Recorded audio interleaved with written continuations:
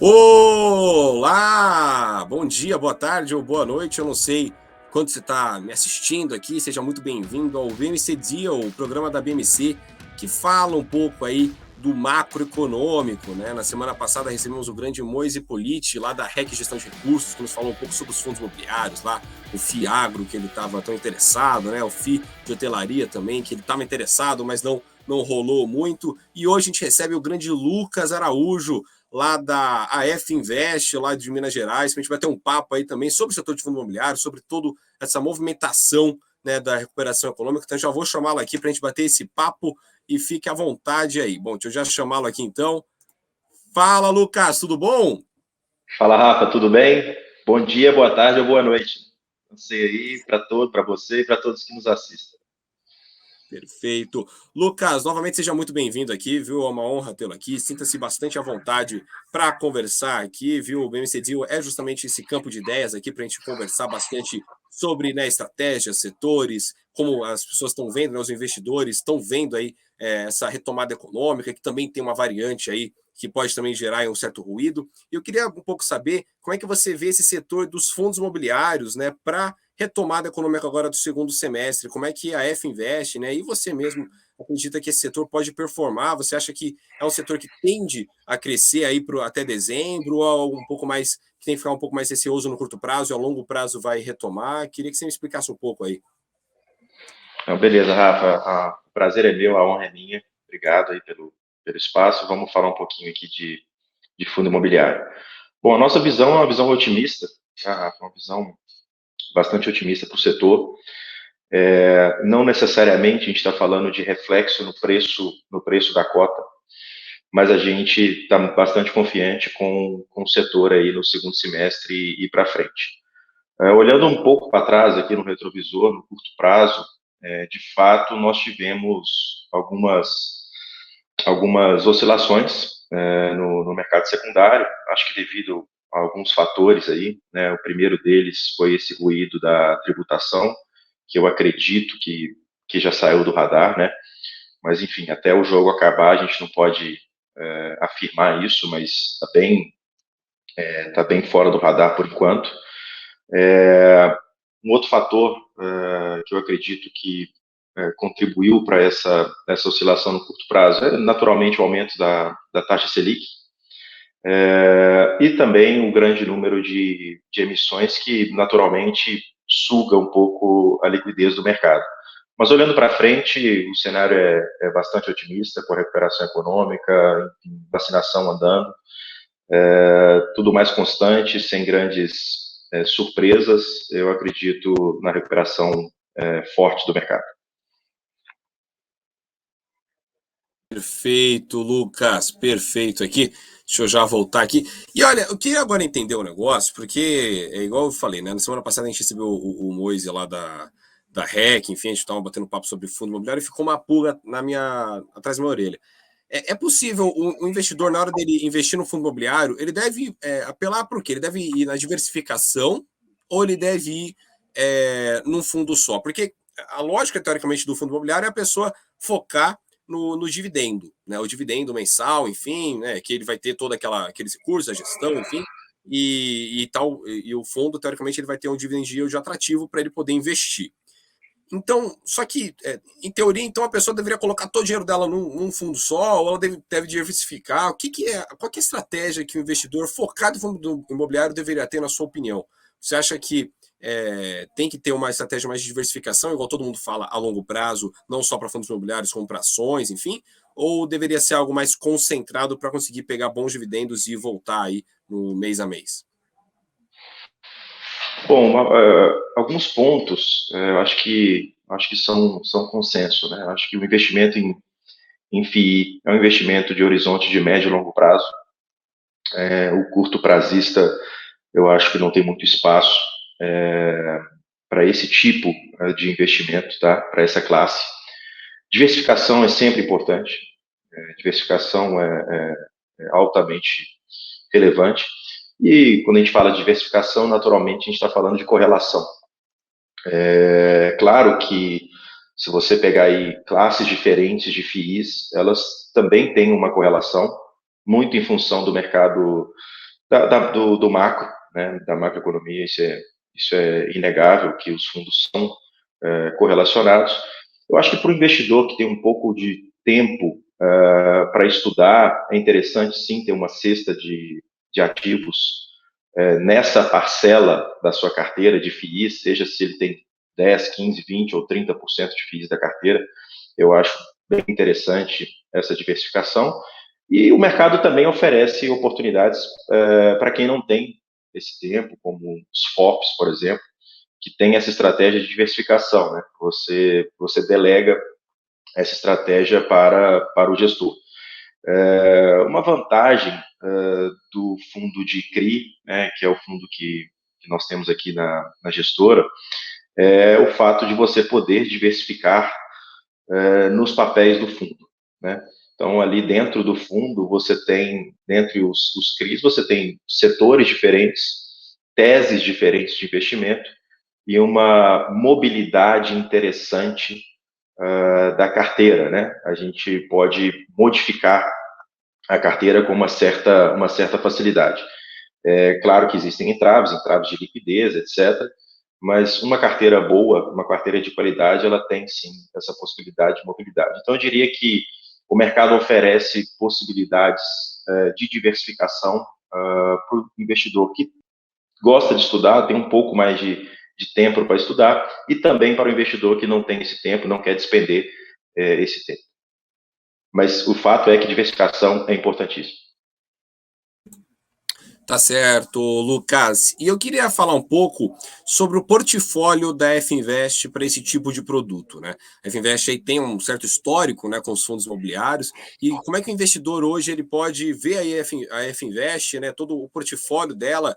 O que vocês oferecem para o investidor, justamente não só nessa área dos fundos imobiliários, mas também como todos os outros setores? Quais são os grandes destaques aí da F-Invest para o investidor? Não, perfeito. A FHI, eu acho interessante contar um pouco de como surgiu esse veículo, né? Esse veículo surgiu a partir do que a F Invest já fazia ao longo desses 30 anos de existência do grupo Araújo Fontes. O grupo ele já tem um DNA de assessoria, de M&A, tá? Isso eu estou falando um pouco para trás, e surgem operações o tempo inteiro na casa. Naturalmente, sem o veículo, a gente destinava as operações para o mercado, sejam fundos, investidores privados, enfim, essas operações eram ofertadas a mercado. A ideia do FHI é justamente trazer essas operações para o nosso investidor, para o nosso cotista, tá? Essas oportunidades. E com um bolso diversificado, ou seja, o AFHI ele investe predominantemente em ativos high grade, tá? Podendo chegar ali a 70%, 80% da carteira, e 30%, 40% high yield. Então, nós estamos falando de uma régua ali que vai de 60 high grade até 80 high grade, e uma régua do high yield que vai de 20 a 40, a depender do mercado, a depender do momento, como eu tinha falado anteriormente. Então, essas oportunidades de originação, elas trazem uma vantagem interessante para a F-Invest. Você, quando origina, estrutura no mercado primário uma operação, naturalmente, ela tem um prêmio maior. E esse prêmio é 100% destinado ao nosso cotista, né? Então, o prêmio das operações, vis-à-vis o risco delas, ele é 100% revertido para o nosso cotista.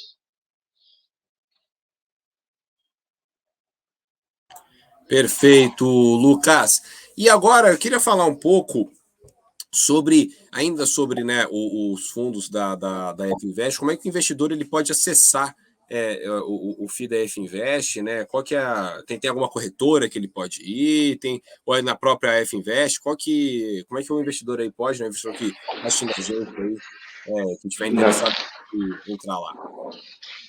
O AFHI11 ele é um fundo listado, então o investidor pode acessar através de qualquer corretora, né, no home broker ou direto na mesa, enfim, ele pode acessar lá o ticker AFHI 11.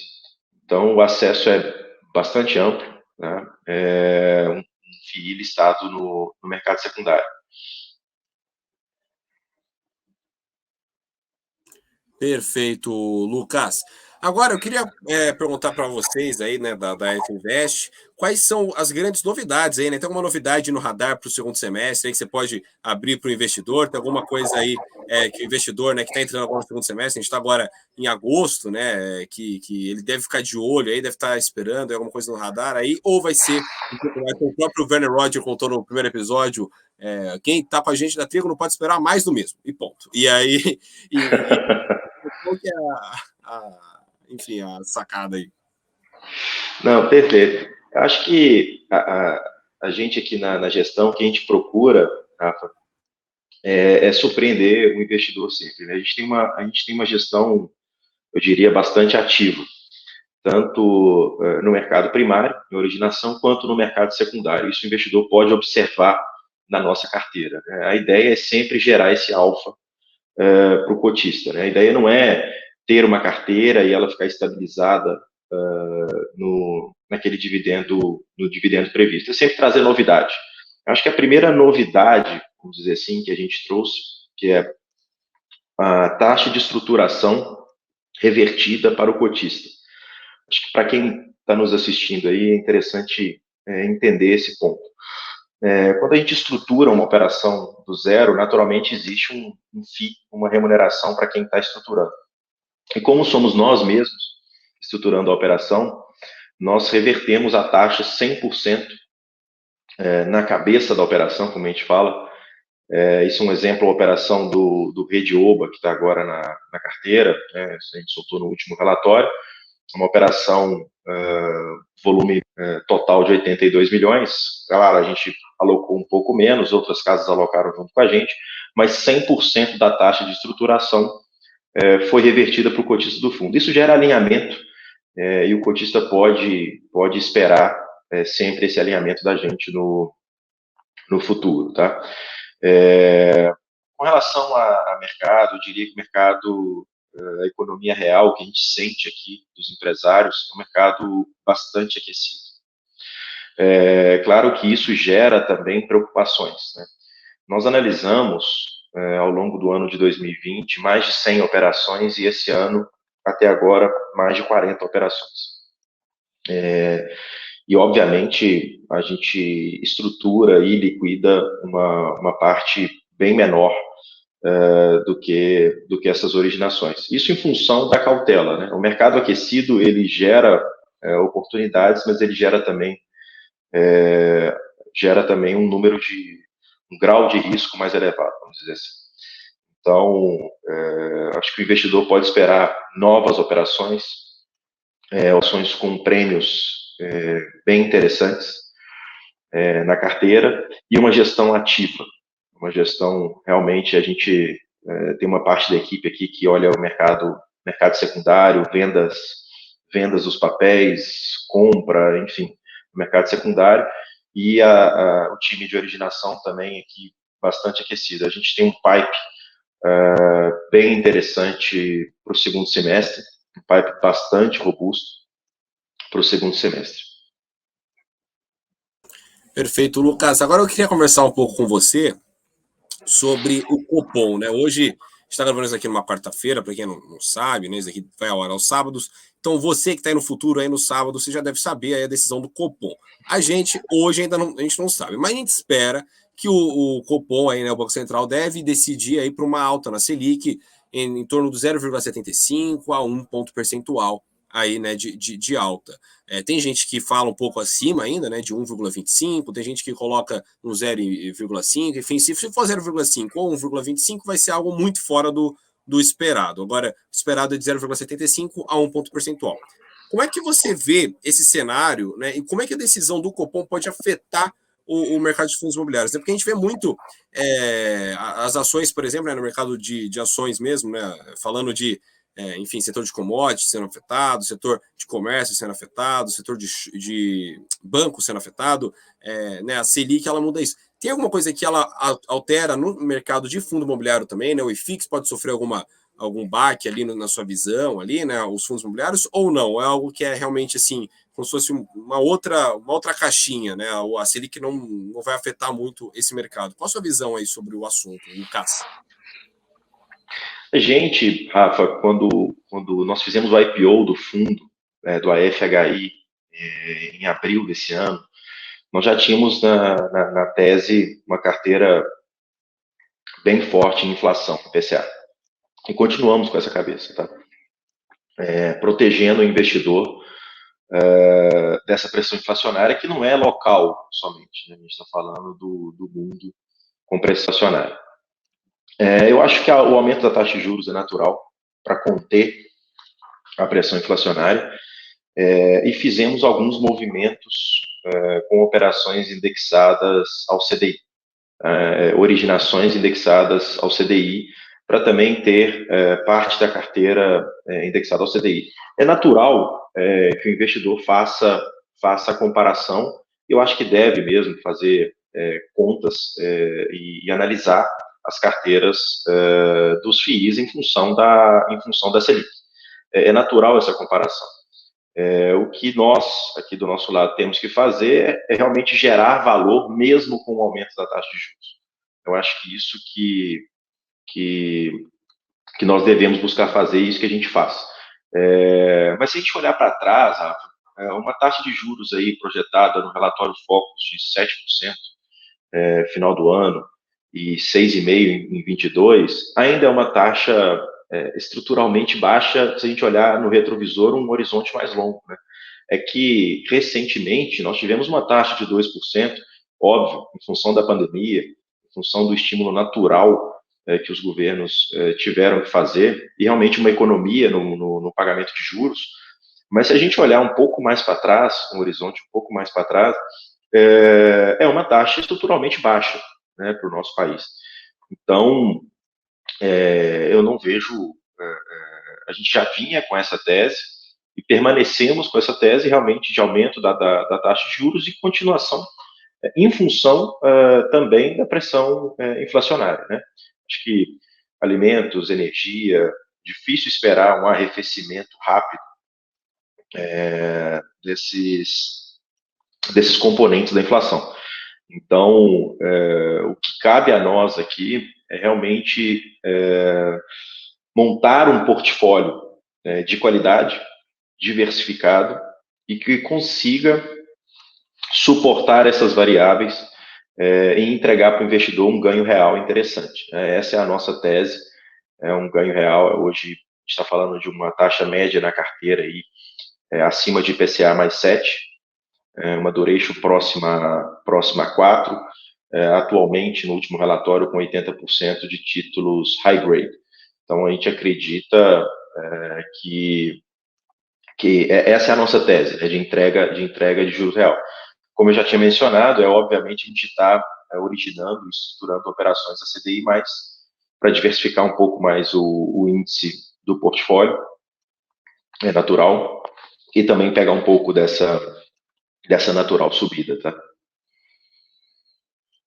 Perfeito, Lucas. Lucas, agora já está chegando agora mais perto do fim do programa, né? Mas antes de eu ir para as considerações finais, eu queria fazer uma pergunta aqui de curiosidade que me veio na hora que eu estava preparando a pauta. A F Invest ela é uma gestora, né, criada em 2006, ela é uma das maiores, acho que hoje a maior gestora de fundos de Minas Gerais, inclusive um beijo na minha família mineira, minha família inteira mineira, então adoro Minas Gerais.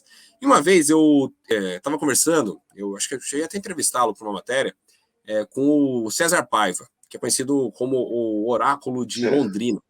E ele falou que. Não ele falou, né? O César é muito, muito humilde, mas pessoas em volta falavam que a grande sacada dele era não estar no meio do furacão que seria a Faria Lima, né? Aqui em São Paulo, que tem muito burburinho, muito, enfim, né? Muita especulação, e que por isso ele conseguiria tomar boas decisões fora do círculo, que seria por isso a comparação com Warren Buffett, né, que fica em Omaha, nos Estados Unidos, ao invés de ficar em Nova York.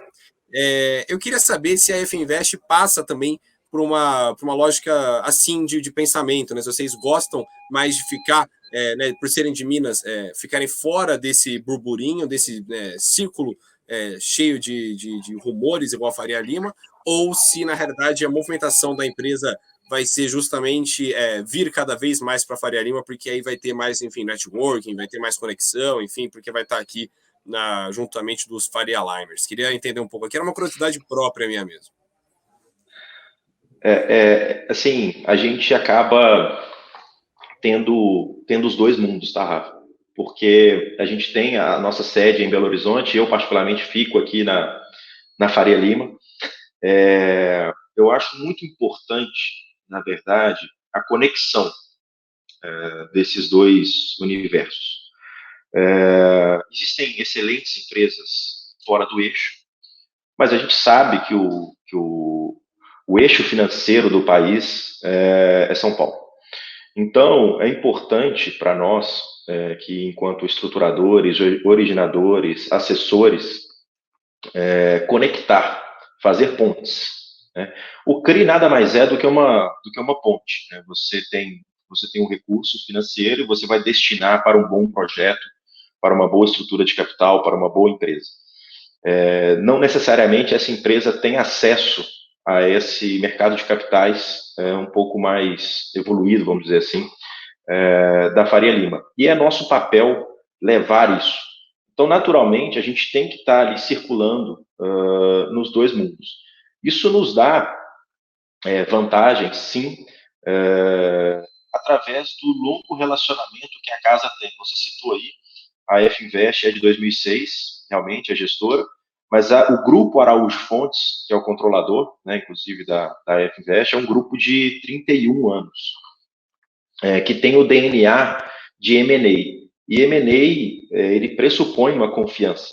E os relacionamentos são muito antigos da casa.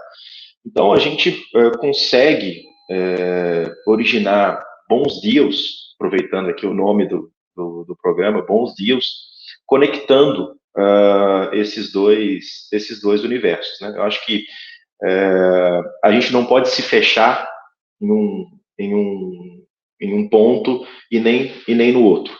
Eu acho que o interessante aqui é realmente fazer as duas pontas conversarem, e é isso que a gente faz há muito tempo, trazendo grandes fundos para empresas que não estão aqui no burburinho, como você citou, e que são excelentes empresas. Né? Um dos motivos de se criar o AFHI foi justamente esse, Rafa, porque a gente originava operações muito interessantes. Vou citar alguns CRIs aqui, esse recente aqui do Rede Oba, mas tem outras operações com excelentes empresas regionais, com números muito interessantes, e nós não tínhamos a ponta final, que era o bolso para colocar nessas operações, e nós tínhamos que ofertá-las para o mercado.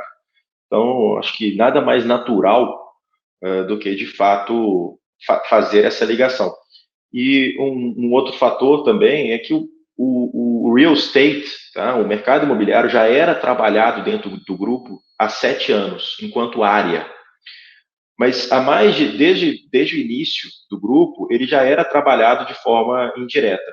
Porque na reestruturação ou na estruturação de uma empresa, na preparação de uma empresa para um M&A, o real estate é um fator extremamente relevante. É um fator de valor para as empresas extremamente relevante, e também uma forma de reorganização do funding da empresa, de reorganização desse passivo da empresa. Então, essa área também já era trabalhada com operações de sale-leaseback, BTS, CRI, enfim, N formas de reestruturação de capital das companhias.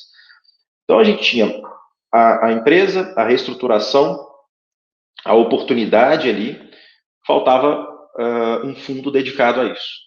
Então, para unir essas pontas. Então, acho que essa que é a história, uma história antiga, uma história de confiança, de credibilidade, e que agora tem também um veículo para trazer esse benefício para o nosso cotista.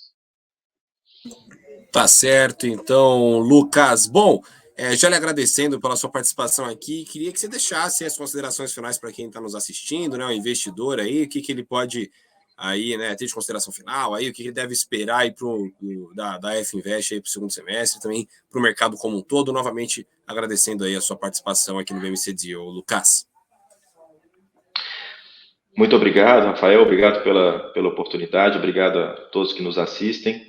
Acho que o investidor pode esperar de nós um trabalho árduo, um trabalho bem feito, como nós fazemos há muito tempo, mas ainda não tinha sido demonstrado, vamos dizer assim, em um fundo. O fundo é recente, mas o mercado, a história da empresa é bastante antiga e de credibilidade.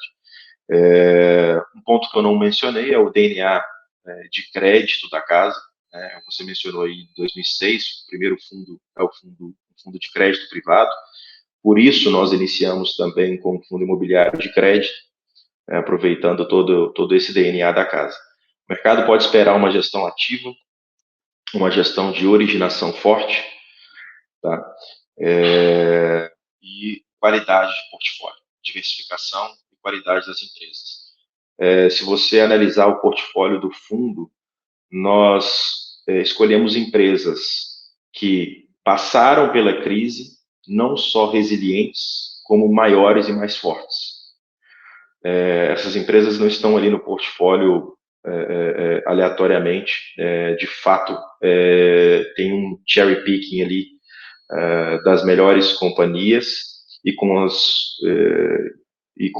um risco-retorno bem interessante.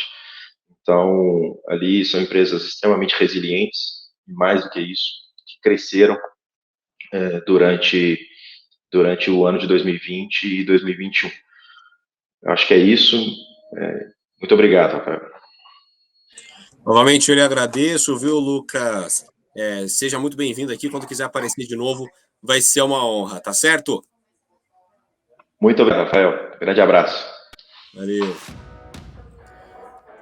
Bom, gente, esse daqui foi o BMC Deal desse sábado, né? Espero que vocês tenham gostado aqui. Batemos um papo com o grande Lucas lá da F Invest, esse papo recheado aí de informação, né? De como você deve se portar com os fundos imobiliários também, não só nos fundos imobiliários, mas no mercado de fundos como um todo, né? E é isso aí, gente. Na próxima semana a gente se encontra aqui novamente, nesse sabadão aqui na BMC News. Meu nome é Rafael Lara, espero vocês na semana que vem. Tchau, tchau!